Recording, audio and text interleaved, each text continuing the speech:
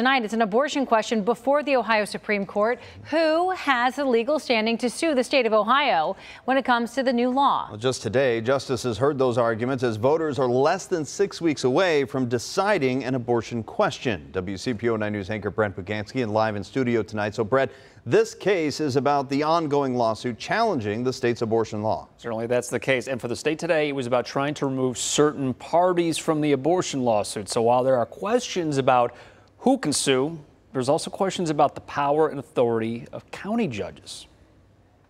So obviously we believed it's not unconstitutional. Arguments over the ongoing Ohio abortion lawsuit. This situation is actually the paradigm case for third-party standing. Questions about who can sue the state. If the first district's decision is right, then trial court judges are among the most powerful officials in all of state government. And who has the power to block a law from going into effect? And the state is seeking to enforce its law. It can enforce its law after final judgment if the law is upheld as constitutional. Ohio is trying to once again enforce the state's near abortion ban, which provides no exceptions, including for cases of rape or incest. On Wednesday, the state made the argument to remove healthcare providers like Planned Parenthood from the lawsuit. What you see here is only evidence of transactional episodic interactions in which the patient meets with the plaintiff provides the services, and they may never see each other again. Preterm Cleveland's lawyer Jesse Hill argued healthcare providers are the proper parties to file lawsuits and not necessarily pregnant women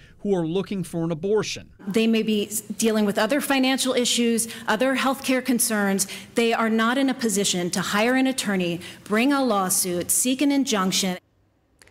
So for now, abortion in Ohio is still legal for about up to 20 weeks of pregnancy. Attorney General Dave Yost appealed a temporary ruling from that lower court and got denied because the trial hasn't begun yet on that lawsuit. Tanya.